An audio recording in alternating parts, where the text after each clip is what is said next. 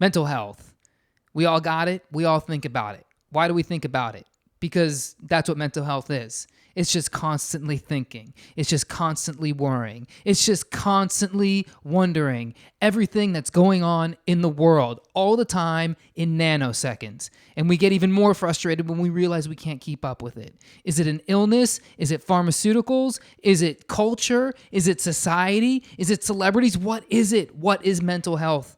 Well, today I'm going to talk about two stories that I've come across that will break down my thoughts on what's really happening in the world of mental health and especially how it pertains to holistic health and wellness.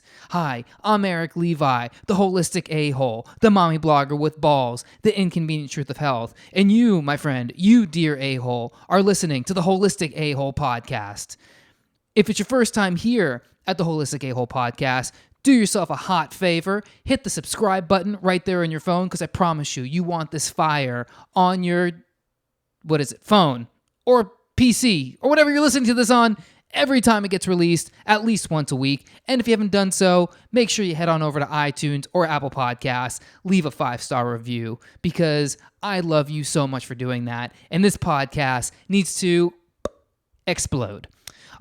So thanks so much for tuning in, everybody. Hope you're having a great week, a great month, a great year, a great life. And if you're not, you've come to the right place. Today, I want to talk about two articles that I have found on the good old-fashioned interwebs that pertain to this topic of mental health. Now, I have been very interested in mental health for a long time. And I'm somebody, and I'll be full-on transparent about this, I'm somebody who's never experienced mental health drugs. I've never been on antidepressants. I've never been on anti-anxiety medication. I went to a psychiatrist one time my whole life, and it was because I was single and depressed. I was in my mid-20s. I didn't know what to do with my life, and I realized that it was a waste of money, and if I really wanted to be happy, all I needed to do was get laid. And so that's my experience with, mental health professionals. But that's not to say that I never have dealt with depression or anxiety. In fact, I've dealt with some pretty crippling anxiety at times. And what really turned my life around in the mental health space personally, even before I got into this holistic health and wellness stuff, was fixing my diet. Was fixing my lifestyle, was learning how to meditate, was actually cleaning up my gut, was doing all of these things, little itty-bitty things every single day that eventually over weeks and months and years started to add up and took my life from being in kind of a dark place where I just felt alone and I just, would enter into these thinking patterns that would take me into some really dark places into now I wake up every day. I don't need coffee. I don't need, I don't need drugs to get me going. I live, eat, sleep, breathe the good life. And I'm not a millionaire. I'm not a billionaire. I haven't accomplished my dreams and my goals, but I approach every day like it's a new day. And I know that's kind of idealistic to say, and I'm not trying to brag, and I'm not trying to make anybody feel bad who is in that dark place.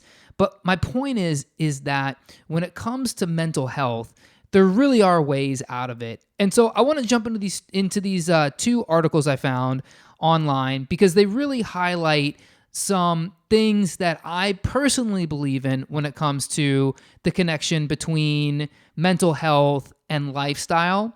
And then the contradiction of when you see this really starting to hit the road. So let's first talk about an article I found here on Mind Body Green, the website, and it's by Dr. Will Cole, who's a functional medicine doctor, fairly prolific in this functional health space. And he wrote this article a couple of years ago.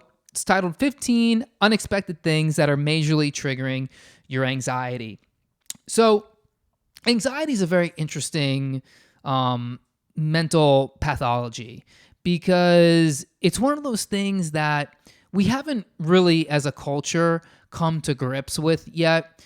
we haven't really addressed it in terms of it being a thing that's really kind of a result or kind of a consequence of just our modern society. Like, what is anxiety? I've heard this, you've probably heard this before, that depression is worrying about things that happened in the past, and anxiety is worrying about things that haven't happened in the future. And anxiety for me was the one that got me. Depression, yeah, I probably had a little bit of depression throughout my life. I think every person, especially any teenager, late teen, early 20s, any young adult, that kind of adjustment between school and real life, and then, living up to expectations. And unless you're like a professional athlete, or you got your dream job, or you're one of these, Forbes, top 30, under 30 entrepreneurs, or whatever it is, 99.9% of the people deal with, pretty substantial amounts of failure.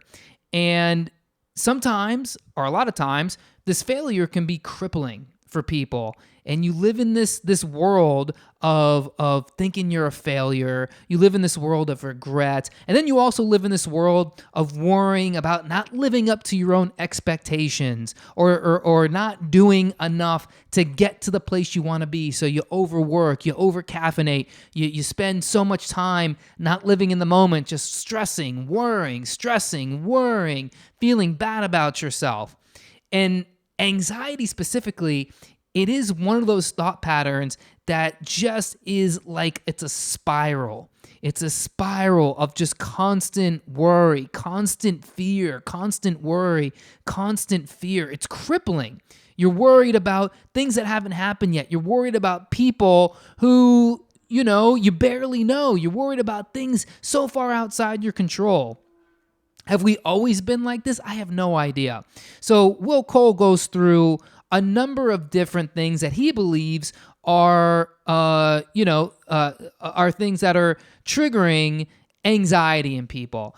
And the number one thing that he has at the top of his list is caffeine. I can 100% understand this. I am sometimes blown away by the amount of caffeine that people consume in a day. I mean, just go to any city, maybe not even just in America, in North America, maybe even in Europe. I haven't been to Europe in a while, but I'm willing to bet there's a coffee shop on every corner. In America, there's a Starbucks or a Dunkin' Donuts, or some hipster coffee shop on literally every corner in America. No matter what city you go to, you're gonna find a Burger King, you're gonna find a McDonald's, you're gonna find gas stations, and you're gonna find Starbucks. And people are drinking so much coffee. It's not uncommon for people to drink 3, 4, 5 cups of coffee. There's people drinking 8 cups of coffee. There's people who just have giant, 42-ounce cups just filled with coffee at all times. There's people drinking coffee from the time they wake up to the time they go to sleep. And if you're drinking that much coffee, granted, there's people who have certain genes in them. One of them is the CYP1A2 gene that, it basically determines if you're a fast metabolizer, if you're slow metabolizers. Fast metabolizers can handle coffee, can handle caffeine much better than slow metabolizers. Basically, when you drink caffeine, whether it's coffee, whether it's a Red Bull, whether it's even soda, your body can process it real quickly. So for a lot of people, they need constant caffeine. But I would also caution you this, we're told a lot in America that it's just okay to drink caffeine. It's okay to be able to wake up and need coffee in the morning. It's not just okay. It's almost required. There's people who it's like they cannot get out of bed. They literally cannot make any more movements other than getting out of bed and making coffee or drinking coffee to get their day started. There's people I know who, if they don't have coffee first thing in the morning, it's sunglasses indoors. It's nodding off. It's, just straight up hardcore lethargy. That's not good. What that is a sign of adrenal fatigue. That is a 100% sign of adrenal fatigue. You've basically spent your adrenal glands, you've spent your HPA axis so much that your adrenal glands, they can't put out the amount of cortisol that you need to function. Cortisol, the stress hormone. We think about the stress hormone. We think about cortisol, stressing out. But cortisol is really this hormone that physically actually keeps us upright. If you don't have enough cortisol, let me take a step back. Maybe some of you are in this camp where you go from lying down to standing up a little too fast, you get lightheaded. That's because you're adrenal fatigued. That's because your adrenal glands aren't putting out enough cortisol to keep your blood pressure from dropping down out of your head to the bottom towards your feet. You need the cortisol to physically keep the blood in your head while you stand up. If you're getting enough sleep and you're eating a good, balanced, very low carbohydrate diet, you probably don't have that bad of adrenal fatigue, and this isn't a problem. But some of you are fucking toast. Some of you are burning the candle on both ends. You're a high performer, or maybe you're a low performer, but you're just working 60, 70 hours a week. You're just spent, right? And you can't function without caffeine. That is not a good sign. And the problem is a lot of people are like this. I would say probably more than half Americans, half the American population are like that. Again, this is why you have Starbucks on every single corner in the United States of America.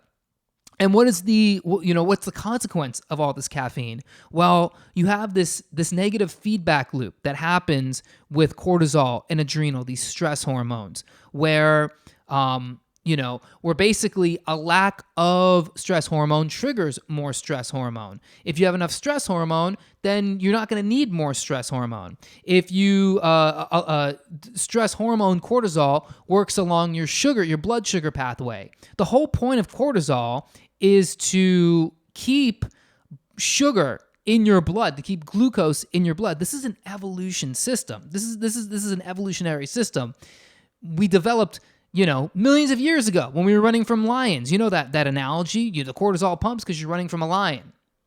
Well, why does cortisol pump? Because you're running from a lion.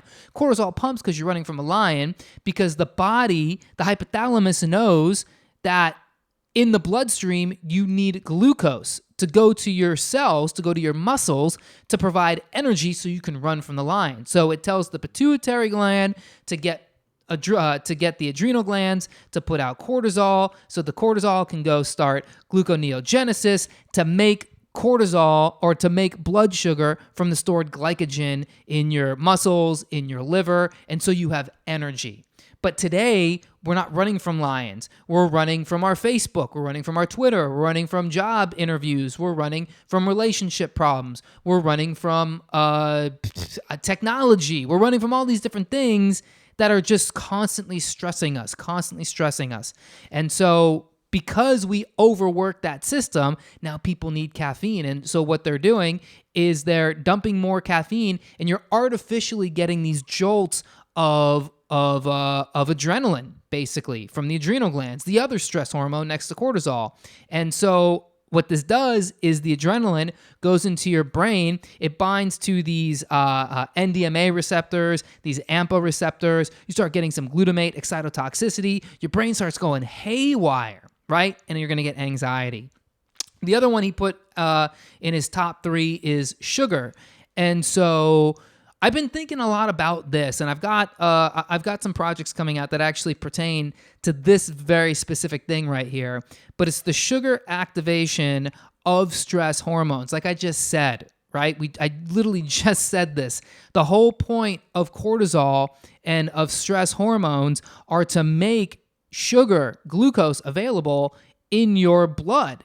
Why? So that your body has energy to use when you're running from a mountain lion. So what keeps your blood sugar steady, what keeps your blood sugar high? It's when you eat sugar, when you eat carbohydrates. It's not just eating, lollipops and cotton candy. It's when you are eating bagels. It's when you're eating muffins. It's when you're eating croissants. It's when you're eating any of the crap that you see plastered in business store bakery windows when you're just walking around. The carbs are not just the most bioavailable food you can eat with the most direct, quickest form of energy, they're also the cheapest shit they sell in all the stores. It's also the easiest thing to get when you go to any restaurant. You walk into, a Starbucks, you can get yourself a muffin with a coffee. There's bagel shops everywhere. Walk around a convenience store. 90% of the stuff they sell in there, food-based,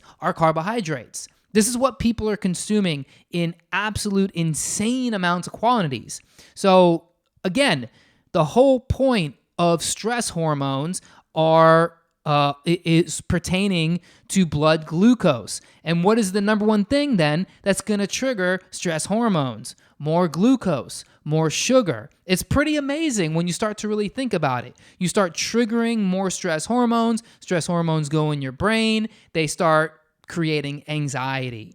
So those are his top two. Some of these other ones are a little bit more specific. He lists the HPA axis dysfunction. That is the hypothalamus pituitary adrenal gland axis. That's basically this, this little, it's an axis, but it's like a process, right? Your hypothalamus, it's like the thermostat of your body. It's constantly registering, the biochemical reactions happening in your body, and when one thing's deficient, it's ordering up these hormones and these processes to happen. And of course, the stress activation is the HPA axis. The hypothalamus, if it starts to sense that blood glucose is low, tells the pituitary gland to order up from the adrenal glands some cortisol or some adrenaline.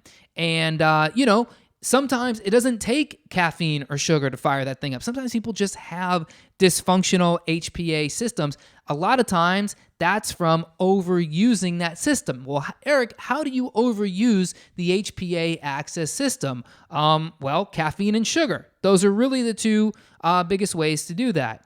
Of course, there are genetic issues with this sometimes. Sometimes people have pituitary issues. Sometimes people have, kidney issues, which can affect your adrenal glands, because your adrenal glands sit right on top of your kidneys. But the best way that you can avoid HPA axis dysfunction is by controlling your caffeine and your sugar intake. Thyroid problems are huge, especially for women. As I work with more and more people, especially as I work with more and more women, I'm just shocked. I'm blown away to see how many women are dealing with hypo or hyperthyroid, Hashimoto's. Autoimmune disease, this is a different topic for a different day, because this pertains more to the gut, which actually plays into something like depression. But not taking care of your gut, eating a bad diet, eating a high inflammatory diet, this fires up your immune system. Your immune system, ladies, first place it's going to your thyroid. And, you need your thyroid. Your thyroid is controlling a lot of your emotional behavior. It's controlling, your body's temperature. Are you hot? You're cold. It's controlling the balance of your hormones a lot of times.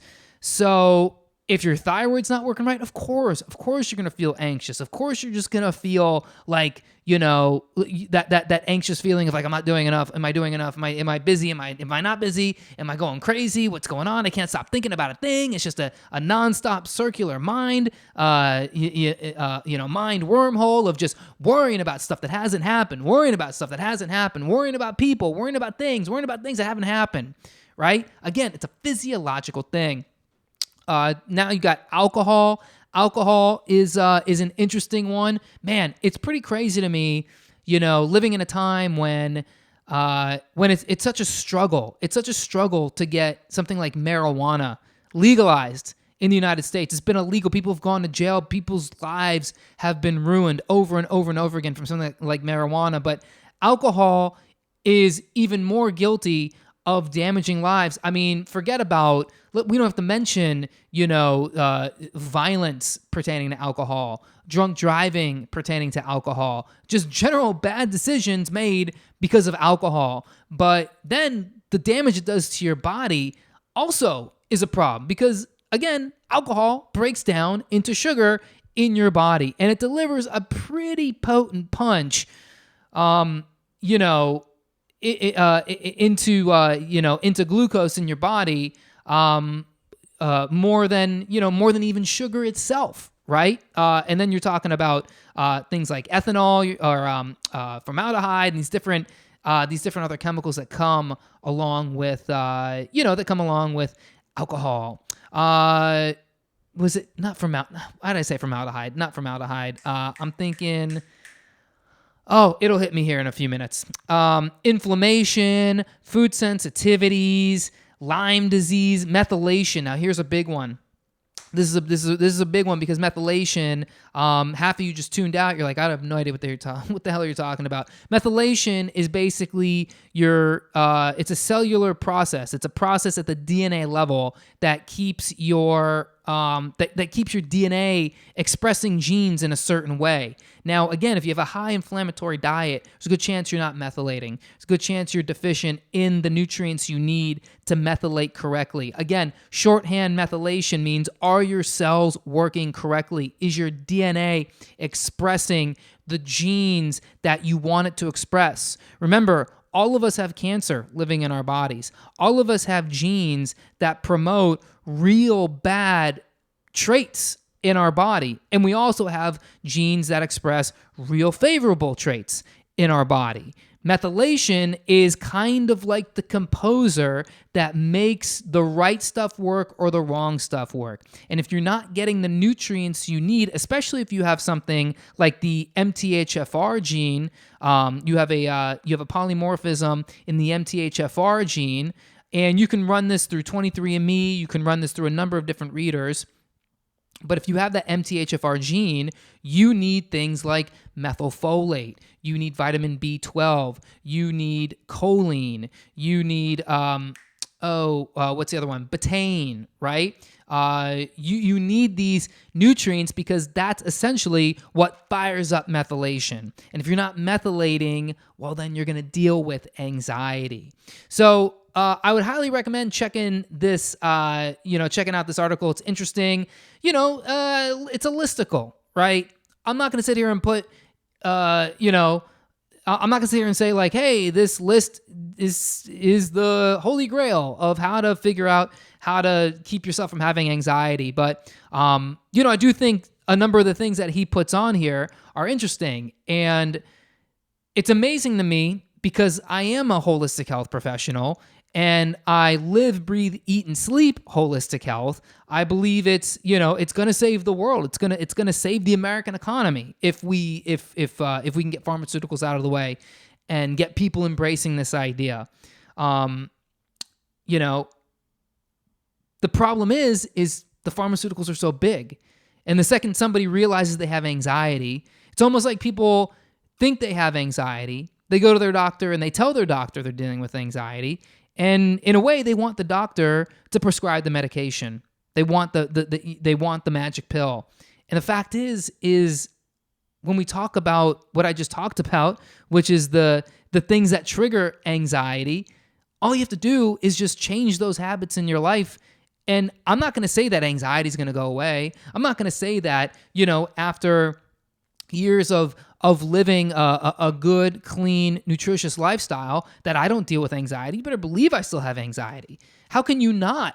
How can you not have access to constant, just nonstop information and blue lights and bright lights and wacky circadian rhythms and time changes and jet lag and all these different things and not have anxiety? Right? Not have worry in some way. But it's about keeping it minimal. It's about keeping it at bay. So you don't need to go run and get a pharmaceutical. You're not going to die of anxiety. You're not going to die of depression. What you're going to die of is not handling it. You're going to die, or you're going to live a substantially lower quality of life if you don't take it into your hands. You're going to just add to the burden of Medicare and Medicaid and, pharmaceutical profits and insurance corruption by running to your doctor and asking for medications for a problem that you can 100% fix on your own. So that's why I like this article. I highly recommend checking it out. Again, it's on Mind Body Green. It's 15 unexpected things that are majorly triggering your anxiety. Well done, Dr. Will Cole. Now, that article brings me to this story, which is actually more recent. That one was put out in 2017. This article that I found here in the Telegraph is more timely because this is pertaining to a study that was just done. It was just published, I believe, in September 2019. And this study was published in the Lancet Psychiatry Journal that talks about the efficacy of antidepressant drugs. And it was a study that basically measured, do antidepressants work? How effective are they? And you know what they found? Well, they found that antidepressants are a bunch of hot dog shit. That's what they found. They found that antidepressants really don't help you not be depressed. Isn't that crazy? So people would call, me a quack for saying like, oh, you can get healthy by just eating right. You can cure depression by just eating right and by cutting down your coffee and cutting down your sugar and healing your gut and doing yoga and meditation. And people are like, yeah, that's woo woo. That's woo woo, you quack. Well, science would beg to differ.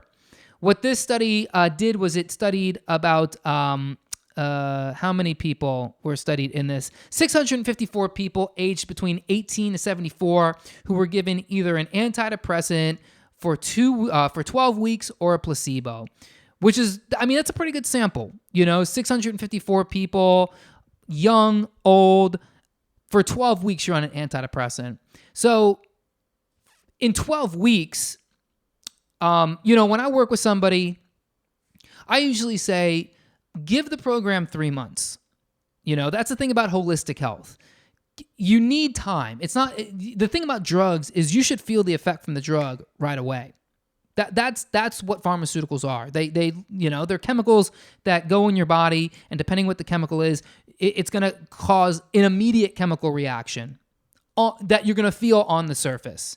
So, but holistic health and wellness, we're talking about food, we're talking about nutrition, we're talking about processes. So the body, sure, you might get a chemical reaction real deep in the cell, but it's going to take a lot of repetition of doing that over and over and over again for a long time before you really truly start to feel the effects. It's like doing a weight loss plan. Even though, I hate diets, I hate weight loss, but most people who do diets don't really notice the effect, don't really notice, the weight loss until they've been doing it for, 3, 4, 6 months, right? You see before and after pictures. You don't see a before and after that's like, this was what I looked like at the beginning of the week, and this is what I looked like at the end of the week. Before and after is like, this is what I looked like in January, and this is what I look like in July. So 12 weeks of a study on an antidepressant is a pretty telling tale. You should get a really good idea as to whether an antidepressant works or not. You should know whether an antidepressant works or not within the first month. You should really know in the first week if it does. And oddly enough, what this study found was that after 12 weeks, they found that in this population, there was about a 13% reduction in depression in this group, which the experts defined as quote unquote weak. 13% reduction in a pharmaceutical drug. That is absurd. That is really, really pathetic. What they found in 6 weeks on the drug, a 5% lower depression symptoms. 5%. I don't know how you quantify. Of course they're using different scales and metrics to be able to break that down to percentages. But what does it feel like to be 5% less depressed? Is that even noticeable? I don't know. When I was depressed, I was depressed, right? I wasn't suicidal. I wasn't self-sabotage. Well, I was a little self-sabotaging, but I wasn't like severely self-sabotaging. But I didn't really feel the difference until I was just like completely turned around. 5%? That's like, Tuesday you wake up, you're like, oh man, what is the point of life? And then Wednesday you wake up, you're like, I guess I'll have some breakfast before 2:00 in the afternoon. I don't know like what the feeling is of 5%, right? And that's what was that again? That was 6 weeks. That was halfway through the study. 6 weeks on an antidepressant, you feel 5% better. 12 weeks, 13%. Again, what is 13%? What is that? Is that even noticeable? So it's interesting because I bring this up because I've been saying this forever. Antidepressant drugs are fucking bullshit. They're such hot dog shit. They're completely unnecessary. If you're depressed, depressed is a way to describe, a collection of symptoms. It's a full body experience, depression. And it's not because of one thing. You can't just hack your brain to add more serotonin because serotonin is the drug that's going to make you happy. They try to do it. They try to, they use these monoamine oxidase inhibitors, where they try to inhibit the enzyme in your brain that metabolizes dopamine so that you can have more dopamine in your brain. And then what they find when that happens? People go fucking crazy. People go crazy because when more dopamine is floating around your brain, it starts docking in receptors where it's not supposed to go. It doesn't necessarily go into dopamine receptors. It goes into receptors that, cause suicidal thoughts, that cause even more depression, that cause anxiety, that cause, seizures in people, right? That's why they have to put all those side effects of these drugs. Selective serotonin reuptake inhibitors. Again, they're trying to add more serotonin, but what's going on with the serotonin? The serotonin biologically is not supposed to be there. It's supposed to get metabolized. It's supposed to get the fuck out of there. So how do you get more serotonin? They're like, well, if we just inhibit its ability to get metabolized, it'll make more serotonin, but not without all the side effects. I've said this on this podcast a million times. The way you make serotonin in your body is in your gut. 90% of the serotonin that is made in your body, that ends up in your brain, is made in your gut. So if you want more serotonin, you don't just start, trying to manipulate enzymes and receptors. You start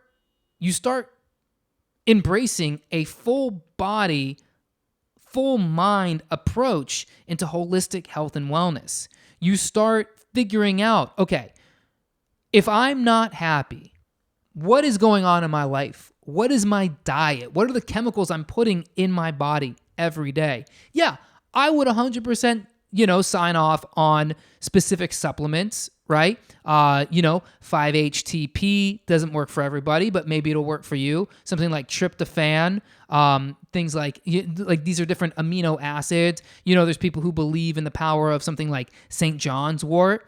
But I'll tell you what did it for me. It was when I cleaned up my gut. When I completely rebalanced my gut by doing, a bone broth fast and starting to eat fresh vegetables. This is crazy. I know it sounds woo-woo, but fresh foods, fresh vegetables, fresh fruits, they have living enzymes. They have living polyphenols. They give you a hormetic stress reaction in your body because those plants have been fighting for sunlight. They've gone through photosynthesis. They have life in them, good high quality meats and organ meats, same thing. They have a ton of nutrition. In fact, depression, just like anxiety, is a disease of under or over methylation. I think for a lot of people, it's under methylation, which means what? Which means you need B12, you need folate, you need choline, you need betaine, you need B6, you need magnesium. You need very specific nutrients that you're not going to get if you're eating fucking bagels and cream cheese and McDonald's and drinking 12 coffees a day. And then you wonder, well, why am I all jacked up? Because you don't have the nutrients, you don't have the minerals, you don't have the methyl donors to help you methylate. Sleep. People aren't sleeping. You need sleep. You need to give your body rest. Also, adrenal fatigue, more adrenal fatigue. Well, what happens if your body just doesn't have the energy to get you out of bed in the morning? Well, it's pretty depressing, man. You need light. You need to sync a natural circadian rhythm. If you're a night owl, if you're a shift worker, if you go out a lot at night, I mean, it's hard to sync your body to the circadian rhythms of the earth. You're talking, you need to get your eyes exposed to daylight in the morning. You need to allow your body to kind of naturally go through the day and fall asleep. Circadian rhythm is tied to the function of your adrenal glands, to the output of cortisol. Do you see how many things I just named off there that you can do, that you need to focus on in order to fix something like depression? It's not, people aren't supposed to be depressed. People are supposed to be happy, man. We're supposed to survive. We're supposed to love life, I mean, it's so precious. Okay, I'm going to get a little corny here, but it is so precious that we're here on the planet and we're not taking advantage of every fucking minute. Look at a goddamn tree. A tree, man, grows from the ground, grows big and tall, nice and high, has beautiful leaves on it, right? Those leaves don't come because the tree's depressed. The tree is fighting to survive. Animals every day are fighting to survive, and humans were just kind of wasting time. And then you wonder why you're depressed, because you're just wasting time. You have to find meaning in your life. You can find meaning in your life by taking care of yourself. When you're on a plane, they tell you if the plane's going down and the oxygen masks fall, and even if you have a baby, you are supposed to put the mouthpiece over yourself before you put it on the child. Sorry, child, daddy's got to survive. That's what it is. You got to survive. You got to get the right foods, the right clean water. Stop drinking soda. Stop drinking so many coffees, and then you won't be depressed. And you won't need to get antidepressants, which are, they're a huge problem. And this study shows that they're about 13% better than placebo. So if you want to, max out your health savings account, or you want to drop all your money and spend all your time at the pharmacy getting more antidepressants, and then if you don't take your antidepressant, well, then you got withdrawal symptoms.